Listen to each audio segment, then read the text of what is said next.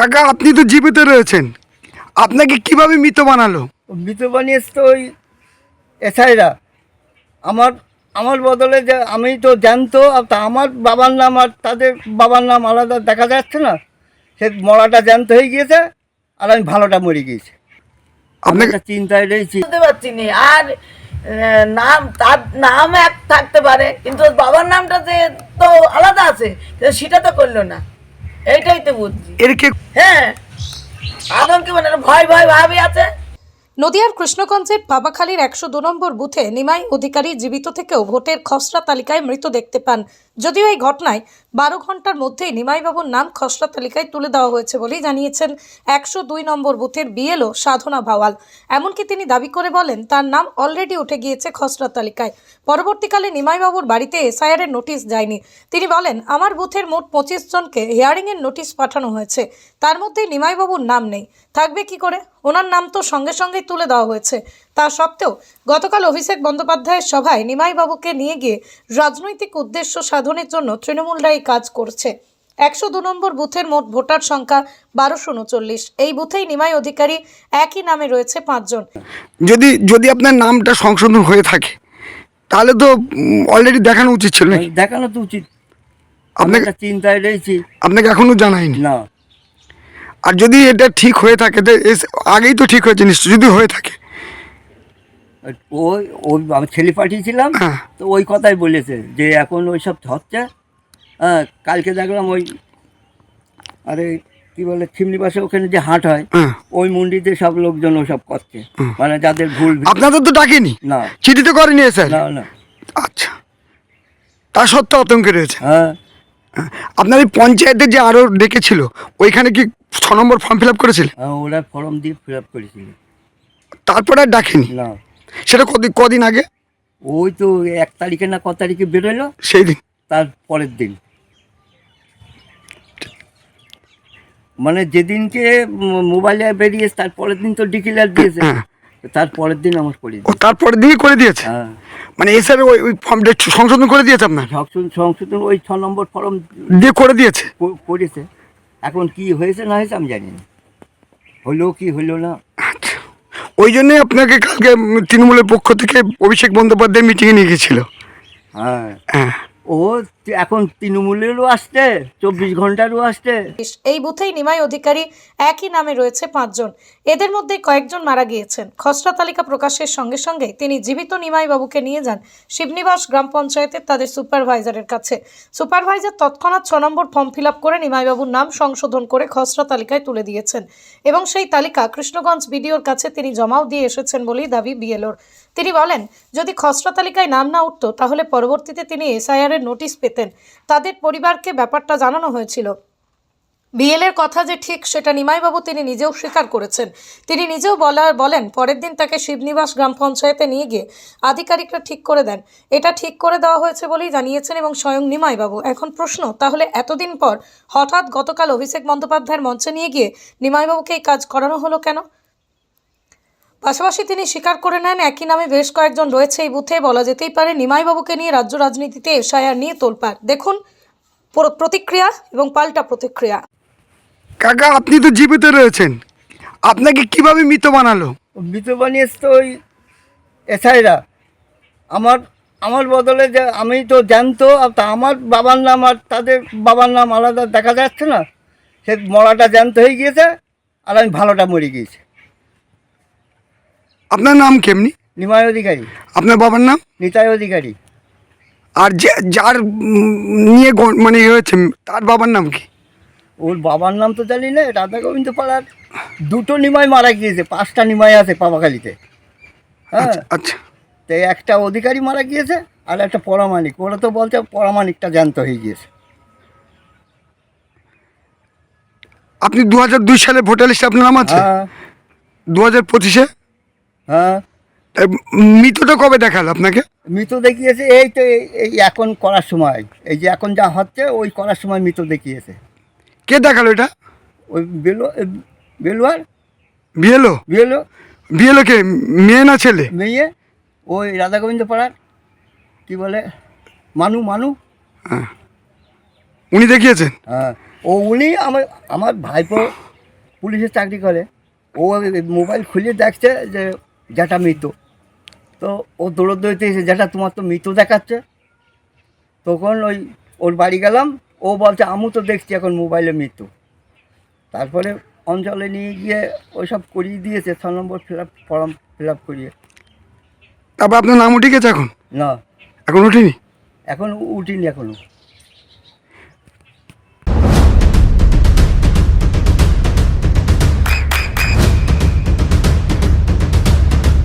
বৃষ্টিতে স্বস্তি। বৃষ্টি অ্যাকোয়া বিশুদ্ধ পানীয় জল। বলছি আপনি কবে জানতে পারলেন যে আপনার এই নামটা আপনার মৃত দেখানো হয়েছে? যেদিনকে মোবাইলে এটা ছেড়েছে সেদিনকে মানে এসআরের? হ্যাঁ, এছাড়া মোবাইলে এইসব মোবাইলে যখন ছেড়েছে তো সেদিন ডিক্লেয়ার হয়নি, তার পরের দিন ডিক্লেয়ার হয়েছে। সেই দিনকে মোবাইলে দেখেই আমার ওর বাড়ি গিয়েছিলাম। মানে বিএলওর বাড়ি? বিএলওর বাড়ি হ্যাঁ, গিয়েছিলাম। হ্যাঁ। উনি গিয়ে তারপরের দিন উনি আমাকে অঞ্চলে নিয়ে গিয়ে করে দিয়েছে। ঠিক করে দিয়েছে? আর ঠিকও বললো তো, ওনার সেই অফিসার বললো যে যান চলে যান, যদি একদিন বিডিও অফিসে ডাকে ওনার সঙ্গে যাবে। আর ডেকেছিল ভিডিও? না, ভিডিও তাহলে তো ঠিক হয়ে গিয়েছে আপনার। না ঠিক হলে তো দেখা যাবে। এখন দেখতে পাননি?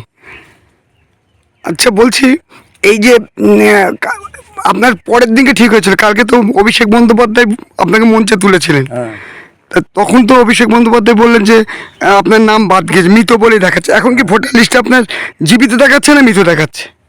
এখনও তো আমি বুঝতে পারছি না জীবিত কি মৃত্যু। কিন্তু আপনার বিএলও কি নিয়ে গিয়েছিল আপনার? কোথায় নিয়ে গিয়েছিল?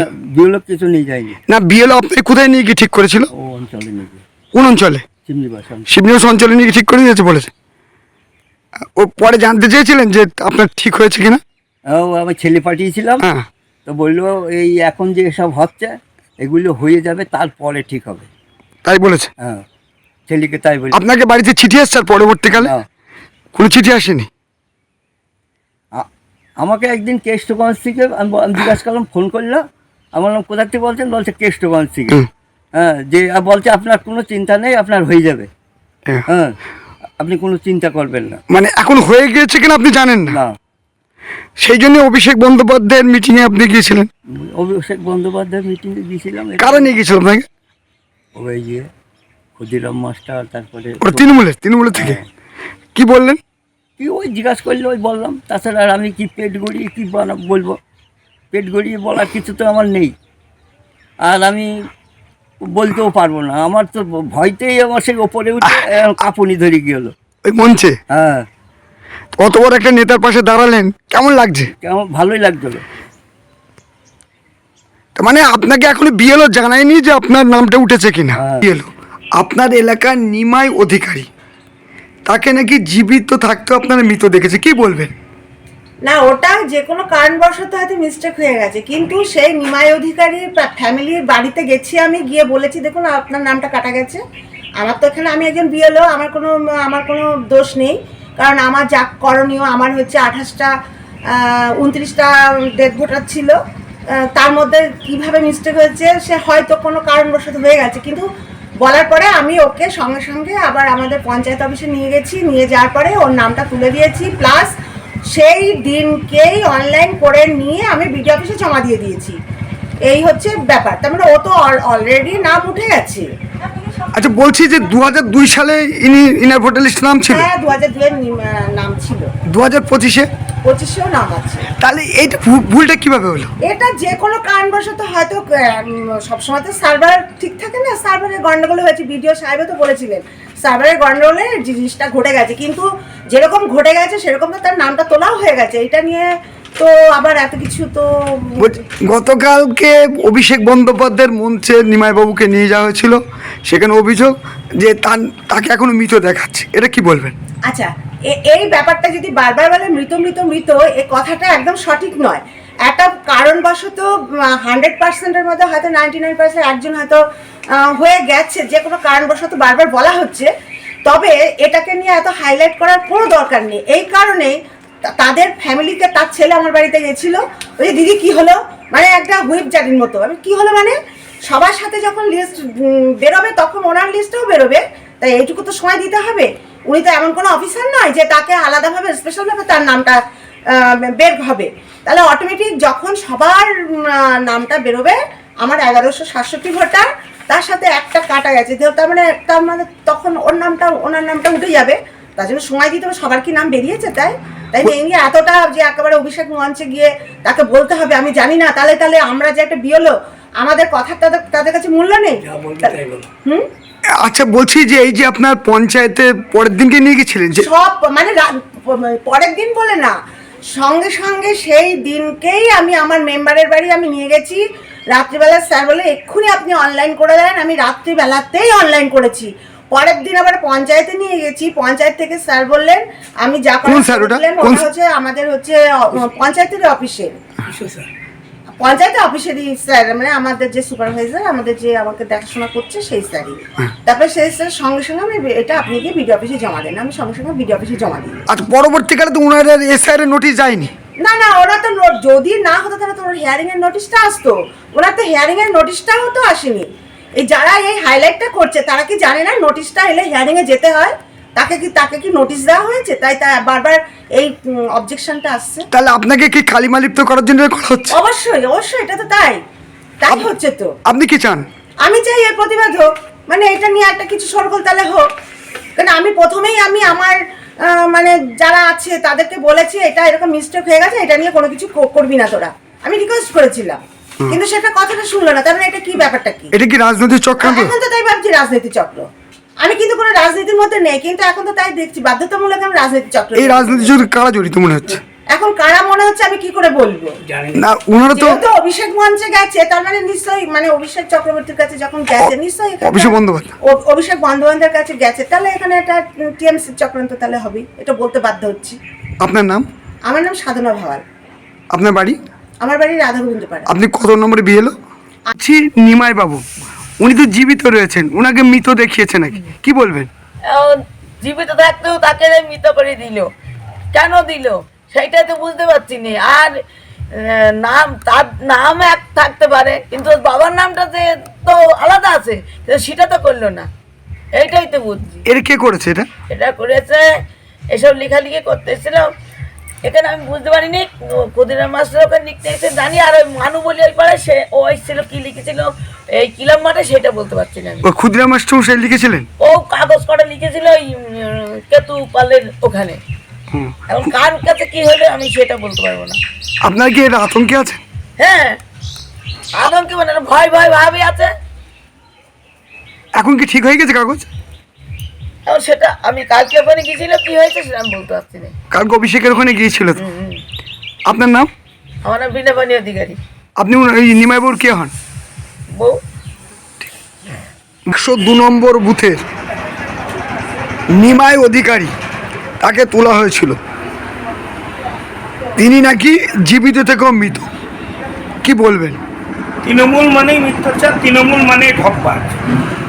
যে নিমাই অধিকারীকে তোলা হয়েছে ভালো করে আপনারা গিয়ে খোঁজ নিয়ে দেখুন তাকে এসআইআর এর কোনো নোটিশ করেছে কিনা। বিএলওর কাছে খোঁজ নিয়ে দেখুন ওই গায়ে নিমাই অধিকারী কতগুলো আছে। হ্যাঁ এটা ঠিক, ওই নিমাই অধিকারীর একবার নামটা কাটা পড়ে গেছিল, মৃত হয়েছিল, বিএলও গিয়ে আবার সঙ্গে সঙ্গে 6 নম্বর ফর্ম ফিল আপ করে সেটাকে ঠিক করে দেয়। তাই এই রাজনৈতিক চরিতার্থ করবার জন্য এই কালকে অভিষেক বন্দ্যোপাধ্যায় যে নাটকটি করেছেন সেই নাটক বাংলার মানুষের জানা। তাই এই ঢপবাজি আর মিথ্যাবাজি আর এই করে এসআইআর এর কাজকে আটকানো যাবে না। বলছি নিমাইবাবু নিজে স্বীকার করছেন যে পরের দিনকে নিয়ে গিয়েই শিবির গ্রাম পঞ্চায়েতের ওনার সুপারভাইজার ঠিক করে দিয়েছে, তার নোটিশ পাননি। তাহলে এই যে তৃণমূলের লোকেরা নিয়ে গিয়ে মঞ্চ আলোকিত করলে এটাকে কিভাবে দেখছেন? এটাকে আমি মিথ্যাচার হিসেবে দেখছি। তৃণমূল একটা ঢপবাজ দল, সেখানে ঢপবাজি করতে একটা সাধারণ মানুষকে, জ্যান্ত মানুষকে মৃত সাজিয়ে র্যাম্পে হাঁটানো ছাড়া আর আমি এর বিষয়ে কিছু বলতে চাই। আপনার নাম? অমিত প্রামাণিক, জেলা সম্পাদক। আপনার কৃষ্ণগঞ্জ ব্লকের 102 নম্বর বুথের নিমাই অধিকারী, তিনি জীবিত আছেন অথচ মৃত দেখিয়েছেন, কি বলবেন? গতকাল আমাদের সর্বভারতীয় তৃণমূল কংগ্রেসের সাধারণ সম্পাদক, সাংসদ, আমাদের জননেতা অভিষেক বন্দ্যোপাধ্যায় তাকে তাহিরপুরের যে তার ঐতিহাসিক জনসভা ছিল তাতে তাকে সহ আরও জেলার অনেককে ডেকে প্রমাণ করে দিয়েছেন যে এই যে এসআইয়ের নামে যে পরিকল্পনা বিজেপি করছে, এতে যারা জীবিত মানুষ তাদেরকে মৃত বলে চালিয়ে দিচ্ছে, আর অনেক মানুষ বিভিন্ন সর্বস্তরের মানুষকে যেভাবে হয়রানি করছে, এটা একটা সম্পূর্ণ চক্রান্ত। আমরা বারংবার বলেছি, আমরা আগে জানতাম যে সাধারণ মানুষ জনগণ ভোট দিয়ে সরকারকে নির্বাচিত করে, কিন্তু আমরা হঠাৎ এখন এসে দেখলাম যে সরকার নির্বাচন কমিশনকে কাজে লাগিয়ে ভোটারকে ঠিক করছে কারা ভোটার থাকবে না থাকবে। আমরা তীব্র নিন্দা করছি, ধিক্কার জানাচ্ছি নির্বাচন কমিশনারকে। জ্ঞানেশ কুমার তিনি পুরো বিজেপির দালালি করছে, বিজেপির কথা শুনেই কাজ করছে। আমরা চেষ্টা করবো যে সমস্ত মানুষকে এই ধরনের এইভাবে তাদেরকে হয়রানি করছে, বঞ্চিত করছে, তাদের নাম বাদ দিচ্ছে, তারা যাতে ন্যায় বিচার পায়, এর জন্য আমাদের জননেতা অভিষেক বন্দ্যোপাধ্যায় নির্দেশ অনুসারে আমরা কাজ করবো। বলছি, যে বিএলওর বিরুদ্ধে অভিযোগ, সেই বিএলওর কাছে গিয়েছিলেন, তিনি বলছেন পরের দিনকেই নাকি খসড়া তালিকা প্রথমে মৃত দেখিয়েছিল, পরবর্তীকালে ওরা ফর্ম ফিল আপ করে নাম তুলে দিয়ে এসআইআর এর নোটিশ পায়নি। তা সত্ত্বেও নাকি রাজনৈতিক উদ্দেশ্যের জন্য এই করা হচ্ছে, এটা কি ঠিক? না, একদমই ঠিক না। কিছু কিছু বিএলও যারা আছে তারা এই জিনিসটার সুযোগ নিয়ে চাইছে মানুষকে হয়রানি করব, মানুষকে ভোগাবো। তাদের এই নোংরামি, তারা যদি ভাবে এই নোংরামি করবে, তারাও রেহাত পাবে না। তাদের বিরুদ্ধে সর্বোত্তম আইন অনুসারে সর্বোত্তম ব্যবস্থা আমরা গ্রহণ করবো। বলছি, এই নিমাইবাবুর নাকি নাম অলরেডি উঠে গিয়েছে, তা সত্ত্বেও নাকি উনি বলছেন যে হয়তো রাজনৈতিক অভিসন্ধির জন্য এটা করে। ঠিক না, ঠিক না। ওনার নাম, একজন মানুষের নাম বাদ চলে গেছে, তিনি একজন বয়োজ্যেষ্ঠ লোক, তিনি তার মতামত জানেন কেন যে ব্যক্তি দীর্ঘদিন ধরে ভোট দিয়ে আসছেন তার নাম রয়েছে, কেন এই ধরনের ভুল হবে, এই জায়গায় আমাদের প্রতিবাদ। আপনার নাম? শুভদীপ সরকার, সভাপতি, কৃষ্ণগঞ্জ ব্লক তৃণমূল যুব কংগ্রেস। নদিয়ার সবথেকে বড় English medium school JRS public school প্রায় 35 বিঘা জমির ওপর গড়ে উঠেছে বিশাল ক্যাম্পাস। নার্সারি থেকে শুরু করে উচ্চ মাধ্যমিক, ITI college, law college, BEd college, ভর্তি চলছে জেআরএস পাবলিক। ব্যালকনি বা সিঁড়ির রেলিং, মডিউলার কিচেন বা ড্রয়িং রুম, এক কথায় আপনার স্বপ্নের বাড়িকে করে তুলুন আরো সুন্দর। Chakdah ply centre, gorgeous look বা কোয়ালিটি সবে 3 নম্বর 1 Chakdah ply centre. Chakdah ply centre, KBM, Chakdah, Nadia. করবেন কেন করবেন বুঝতে পারছেন না তো? সঠিক গাইডলাইন পেতে আজই আসুন নদিয়ার চাকদাতে নিবেদিতা প্রাইভেট লিমিটেডে। Nivedita private limited, marketing and distribution service. Chakdaha aluminium centre, ply, কাঁচ, laminates, kitchen fittings, door lock, window ও অ্যালুমিনিয়ামের খুচরো ও পাইকারি বিক্রেতা। Chakdaha aluminium centre, Purbalalpur 50 number রেলগেটের পাশে, চাকদা, নদিয়া। হোমওয়ার্কটা করেছো? হ্যাঁ স্যার। এ বাবা, ভুল করেছো কেন? চোখে কেমন ঝাপসা দেখছি, লিখতে আর পড়তে খুব সমস্যা হচ্ছে। চাকদার মডার্ন অপটিক্স থেকে ভালো চোখের ডাক্তার দেখিয়ে নাও। প্রতিদিন প্রকৃত চোখের ডাক্তার ও দৃষ্টি বিশেষজ্ঞ মডার্ন অপটিক্স, চাকদহে। স্যামসাং, জিও, রিয়েলমি, নদিয়ার একমাত্র অথরাইজড ডিস্ট্রিবিউটর ঘোষ কমিউনিকেশন, থানার মোড়, চাকদা। ভাবছেন 3 স্টার ক্যাটাগরিতে কাটাবে? রুম রে মাত্র 1500 টাকা থেকে স্টার, খাওয়া দাওয়া রিজনেবল প্রাইস। নদিয়ার একমাত্র 3 স্টার ক্যাটাগরি হোটেল এনবি সোনার বাংলা হোটেল, কল্যাণী এইমসের ঠিক উল্টো দিকে, কল্যাণী, নদিয়া। নদিয়া জেলার সবথেকে বড় বিল্ডার্স চাকদার মা মনসা বিল্ডার্স, রড ও সিমেন্টের পাইকারি ও খুচরো বিক্রেতা। মা মনসা বিল্ডার্স, পদ্মবিলা, চাকদা, নদিয়া। রড কেনাকাটায় থাকছে ডিসকাউন্ট অফার। মা মনসা বিল্ডার্স।